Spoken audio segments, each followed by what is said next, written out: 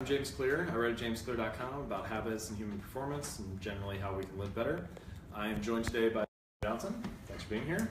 I know you've written a lot about creativity and innovation, about how creativity is kind of this iterative process. It doesn't necessarily happen in a vacuum. Yeah. Maybe we should start there and just kind of see where it takes us on talking about creativity. Yeah, I mean that's one of the things that I've wrestled with a lot in the books that I've written and also in the TV stuff that I've done with How We Got to Now, which is so many of the most important innovations and creative ideas that happen in society happen collaboratively and happen kind of slowly over long periods of time, and that is a funny thing because it doesn't always make for the best story. Right. You kind of lose that creative genius or the flash of inspiration, the eureka moment. Those are all great stories. Like there was a lone guy who was battling everyone, and he had this brilliant idea, and it changed the world when he came into his head. But in fact, what actually happened is there were 7 people working in different points of time, different places, each of which had a little piece of the puzzle. And I mean, literally, the invention of the light bulb is a great example of that. Like everybody's like, Thomas Edison invents the light bulb in this year, and in fact there were dozens of people around the world kind of simultaneously inventing the light bulb. And Edison was it the kind of thing where so one person built the filament, but they did it for something else, and then he reapplied it, or was everybody trying to do the same thing? No, they were working on different models, and there've been a couple of studies of this where they kind of cataloged all the kind of key components of it that eventually became the successful light bulb. And there were about, I think, 10 people who had most of the ingredients. Edison kind of combined them in the most efficient package, but the idea itself was actually kind of active in the minds of about 10 people simultaneously. And Edison was aware of a lot of those people, and part of what he was good at is being like, oh, they solved that part of the problem, let's integrate that, and let's, but when you're trying to write that in a story, or even worse, make it into TV, it's a complicated thing to do because you want to have that one genius kind of inventor. Makes some logical sense, right? Like even think about now, I don't know what the next great innovation will be, but let's say something like AI related. Yeah. Well, there are hundreds of thousands of people working on AI right now. Now, history will look back on the one person who was that, or the small group that was the pillar, discovery. But in reality, it's probably going to be a combination of many, many small discoveries that lead to that. Yeah, and I think that ends up, kind of pushing you towards different ideas about how you set up your own life or your own organization to do these things, so that the importance of the importance of sharing. We have this long history of thinking, okay, I want to make sure I build all these intellectual property walls or secrecy walls or kind of vault-like walls around my ideas because I want them to be valuable.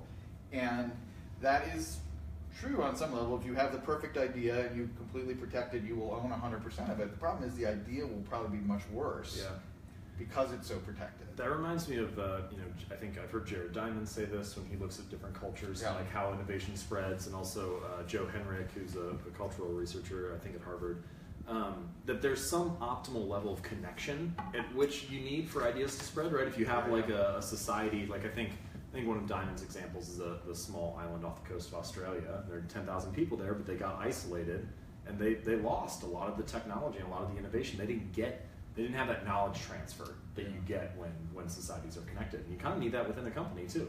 It's really funny. I was just flipping through. I'm writing a book that partially involves the history of India, and I had this thought this morning, like, what did Jared Diamond say about India in Guns, Germs, and Steel? And so I picked it. It was on my Kindle, and I searched through it, and I stumbled across a passage where he's talking about Europe. Basically, he's kind of making this point that Europe, in the kind of Enlightenment to the Industrial Revolution, had this really interesting mix of nation states with distinct identities and distinct cultures that were nonetheless close enough to each other that there was could sharing.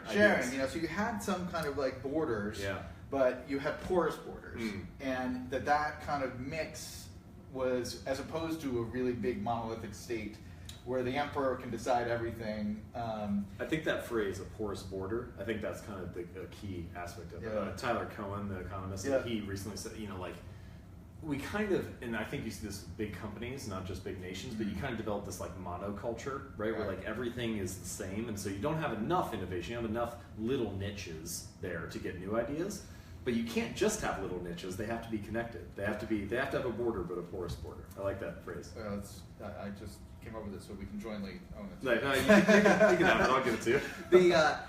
Well, that's it. That's the other thing that I found in a lot of the people that I've looked at is how important hobbies are in driving innovative work. So that a lot of people have written about like Darwin or Ben Franklin or people like that. One of the things that defines them is that they just have this tremendous range of hobbies. They've got a bunch of big ideas. Darwin has one big idea that's going to change the world, but he's constantly kind of going off to work with his beetles or work with his barnacles or whatever, all these different things. And they end up inevitably kind of shaping the main idea or offering new kind of perspectives on the main idea. At least augmenting it, right? Yeah, exactly. And there's a famous story about Darwin's kid. He had this like barnacle collection, and one of Darwin's sons just grew up with this as kind of, a given that, his dad had this giant barnacle collection, whatever, and so he goes over to a friend's house for a play date in like 1852, and he's like, "Where does your daddy do his barnacles?" And they're like, "What are you talking about?" But that the kind of the hobby world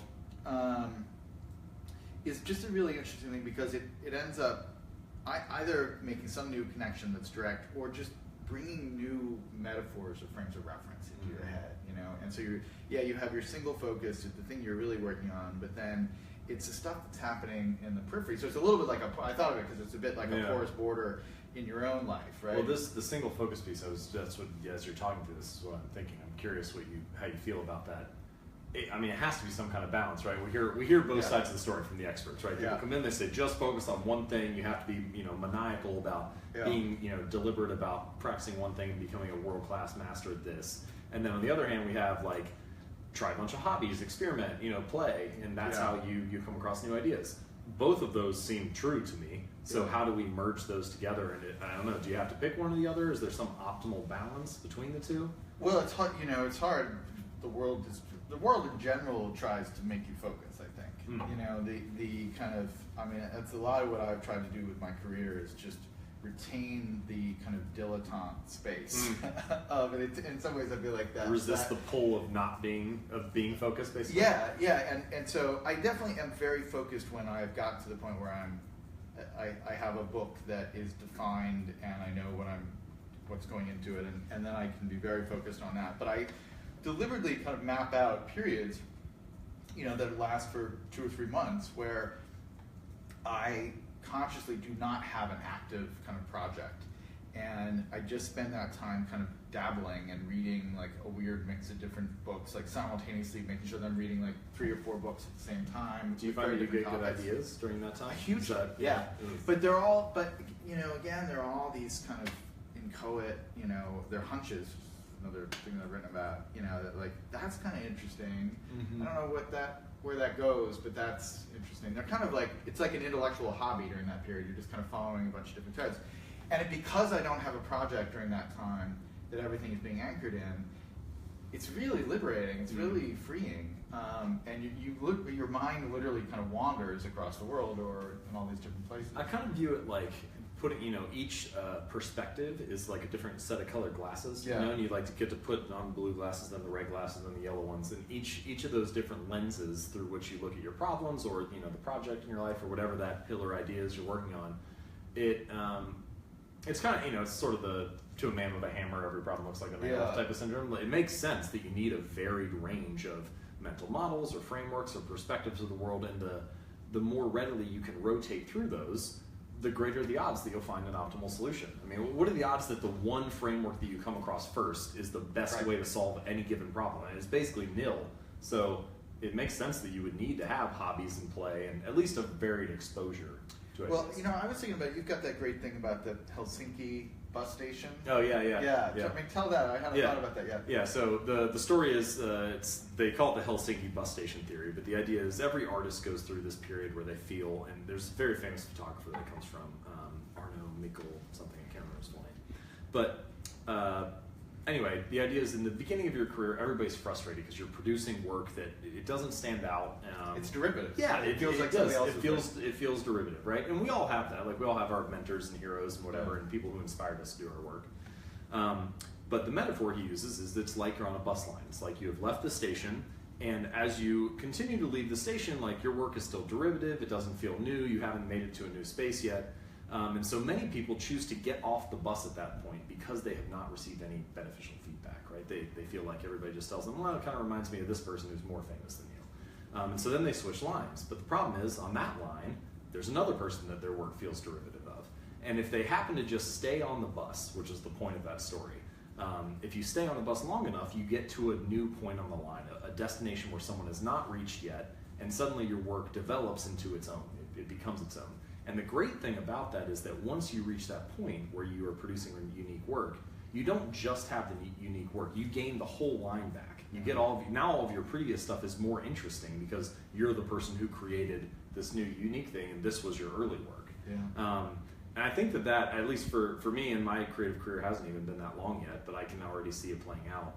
The longer that you stick with something, you start to find your voice. You have to iterate enough to figure out how to make the craft your own. Yeah. You've written many more books than I have. I'm sure you've seen that a little bit in your own journey. Well, I tried. Yeah, I thought that was a really great way of. It was a really great metaphor. As part of it is the idea that the first 2 miles of the line, the bus, there's like 6 different, distinct buses with distinct routes that follow the exact same route for the first 2 miles. And so for the first 2 miles, you're like, well, this is exactly the same as a 42, or this is exactly the same as Malcolm Gladwell, or this is, it's all just being derivative. But if you stay on, then it branches off and you discover some kind of original new route that's your own. And I did that a lot. I did that a lot in college, actually. Like I deliberately wrote papers using the kind of methodological approach or even prose style of different critics or different theorists or different historians or whatever, and it was like, okay, I'm going to try and write like Michel Foucault today, and I would go in and do that,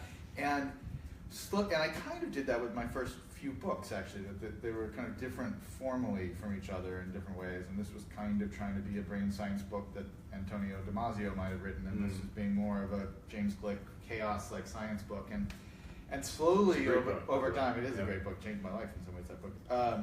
Slowly over time, by kind of imitating all these other people, by writing a bunch of different bus lines, I figured out how to get to your unique line. What seems to be kind of my bus line. I'm not sure the neighborhood is really all that nice that I've ever that, but it's my neighborhood. I don't think. I mean, is there a way around that? I don't know that you can get. I don't think you can fast forward that process or cheat that process. The creative journey requires you to put in that time. I'm reminded of like. A lot of time you'll hear, I'm really into weightlifting, if you like bodybuilders and stuff like that, all these bodybuilders have these 6-packs, and you're like, how do you regulate your diet so easily? And if you talk to them, almost all of them actually mapped out their calories, like by the calorie for a long period, like years in some cases. Now they do it naturally because they had that incubation period.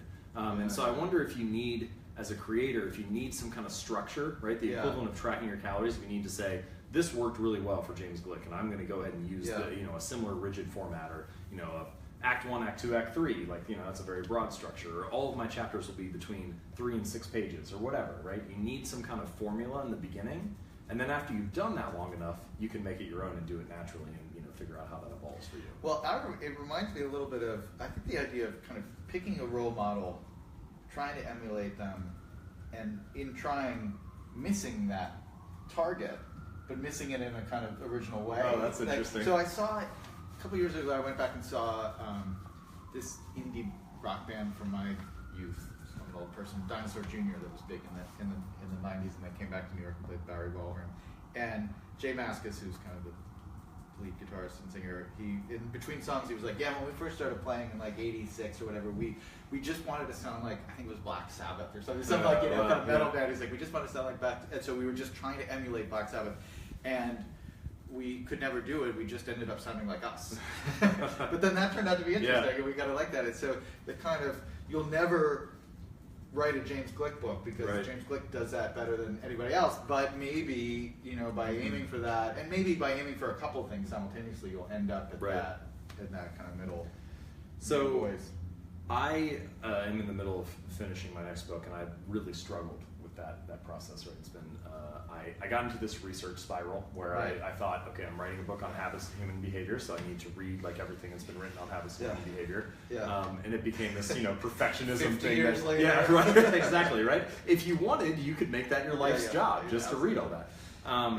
So, I think there's, of course, this balance. I want to feel proud of the work, right? I want to feel like I produced something that contributed to the conversation. I've said something new, or at least framed ideas in a new way. But I really had trouble turning that off. And I know that, your books are also based on a lot of research, and you have maybe fallen into that spiral yourself. I'm not sure, but I'm curious how you deal with that problem of over-researching, and when balancing shipping with planning and preparing and getting ideas that are good enough to ship.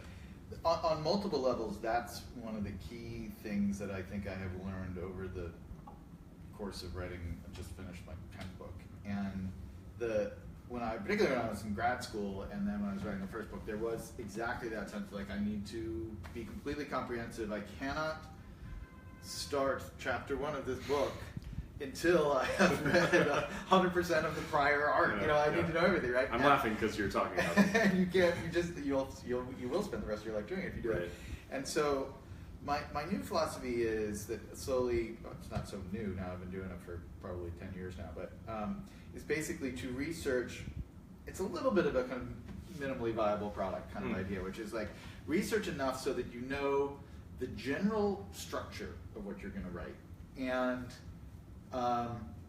but you can have lots of holes, but you kind of know what the holes are. I don't know enough about that, I don't know enough about that, I don't know enough about that, but I know these are the things I'm going to cover, or this is the story that I'm going to cover.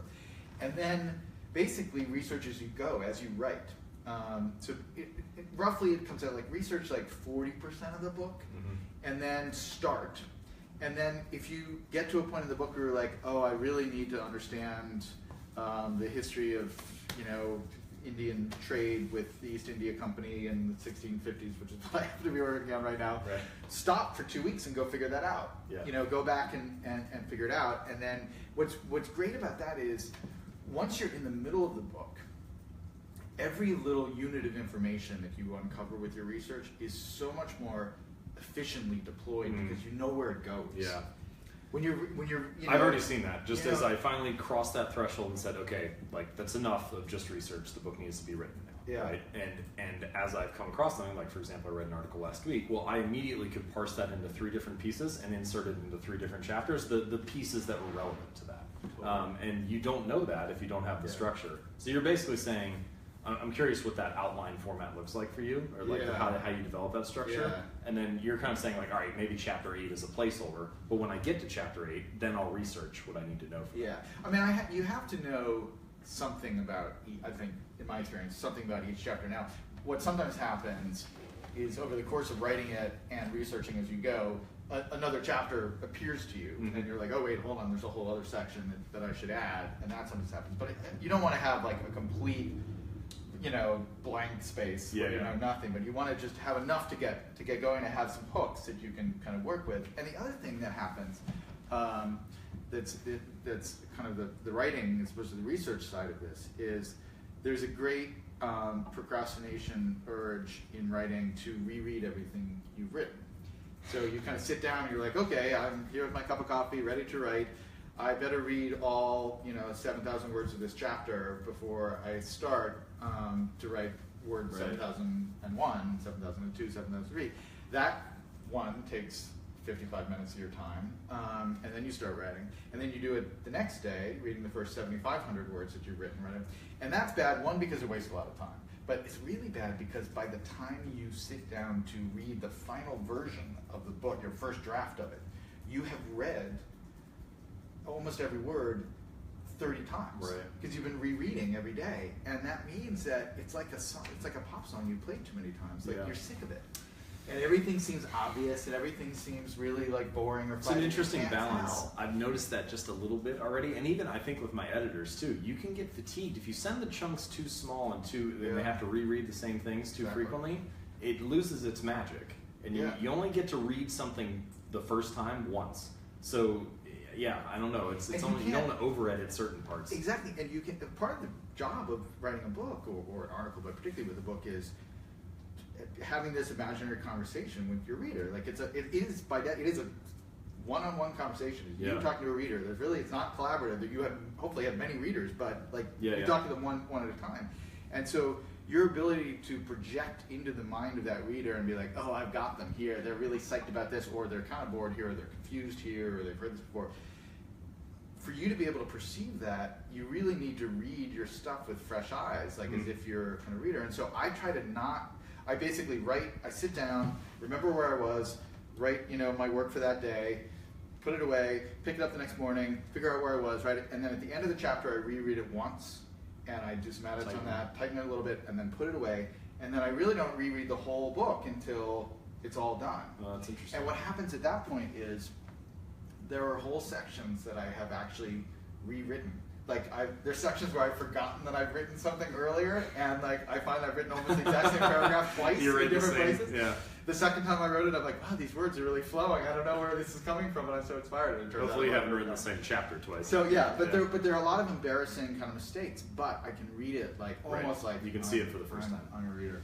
I'm curious how you deal with the structuring of I guess I would describe it as a hierarchy of ideas. Yeah. So, for example, you could have an individual physics student that is inside a physics class, inside the Department of Physics, inside the university, right? Yeah. And some ideas are any book has its one idea that is the university, that is the whole narrative arc.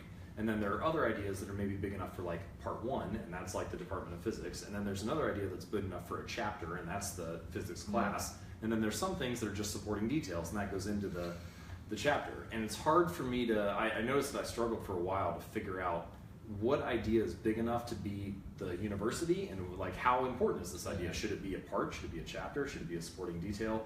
There's a lot of flux between. Really good way of putting it. How do you manage that? It's funny. I'm just taking some notes on something that I'm going to write about this. So the big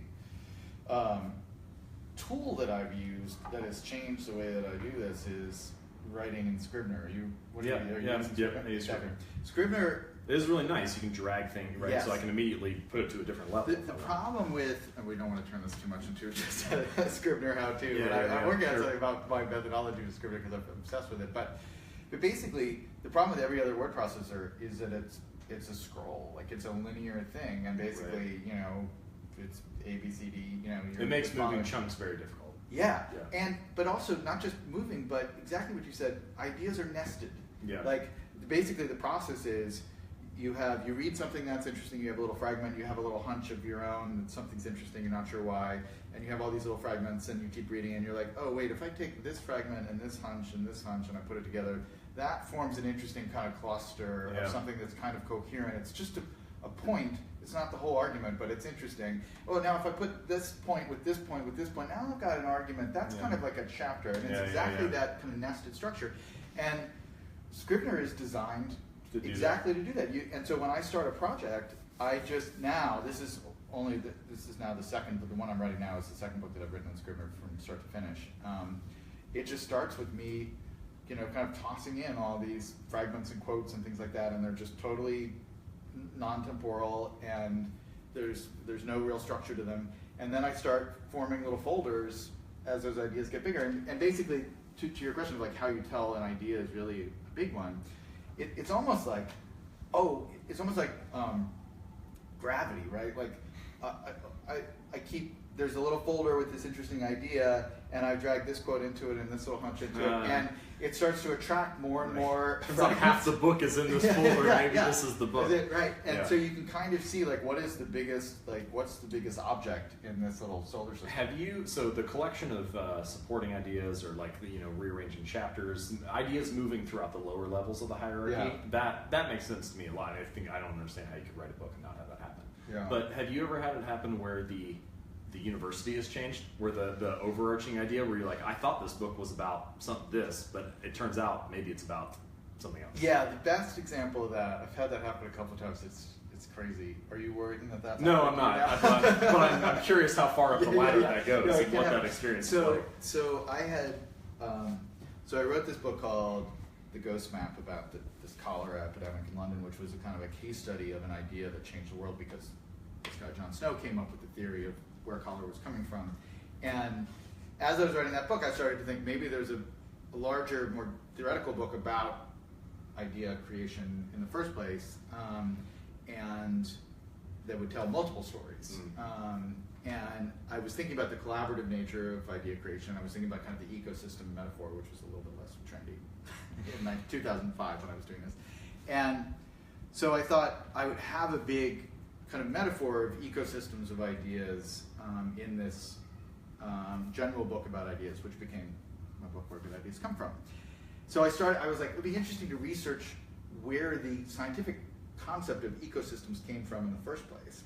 And maybe that's one of the stories that I tell in this book. So I started to dig around, and it turns out that the concept of an ecosystem partially derives from this guy, Joseph Priestley, the British chemist, who was also a political radical and best friends with Ben Franklin. And I was like, oh, this is great. I'll start my book about ideas with this story about this guy, Joseph Priestley. And then I started researching more about him, and I was like, oh shit, this is a whole book. Wow. And so, because it turns out he was kind of a lost founding father and had the biggest influence on Jefferson's view of Christianity, really kept Jefferson nominally a Christian, and was the first kind of intellectual emigre to the United States from England. All these crazy things. Yeah. And so I had to have this awkward moment where I had to call my publisher and say, hey, you know, I know you've got me under contract to write this big book about where ideas come from, but I think first a book about 18th century chemistry would be the right thing to do. It'll be perfect. It'll sell really well with the business audience. They'll love it. And so I ended up kind of inserting, that book became The Invention of Air, and so then it became kind of a trilogy, so Ghost Map, Invention of Air, case studies leading into, but it was exactly that kind of thing. So eventually you wrote the book. I eventually did, but I had to stop and write this other book in the middle, and unfortunately I had a very patient publisher. And do you find that, are you doing, like, what's your workflow in terms of research? Are you doing everything inside of Scrivener? Or are you? Yeah, so I pretty much, at this point, the book has a solid structure, so most things like have a place to live. But at first I was doing kind of, sounds similar to you, like a non-temporal, just dump everything in there, you know, give each thing a note, and then eventually I just have gone through this like long process of running through, let's say there are 300 notes in there, and then eventually, okay, these three go together, and so on, and, you know, condensing and organizing around what the structure of the book is. And now I've gotten to the point where like the chapter lives within the main flow of Scrivener, and then all the research and links and everything are kind of hanging out in that sidebar there that they have. That ability to see the whole project kind of in the sidebar. Really nice. So like once you experience that, going back to, I'm just looking at the current paragraph, just seems really, brutal. It seems really crazy. And when is this book going to come into the book? Yeah, good question. My publisher life notes it. No, it's I'll get it to them this year, and then it'll be out next year. Great. Can't wait to read it. Yeah, thank you. Stephen, thanks for joining me.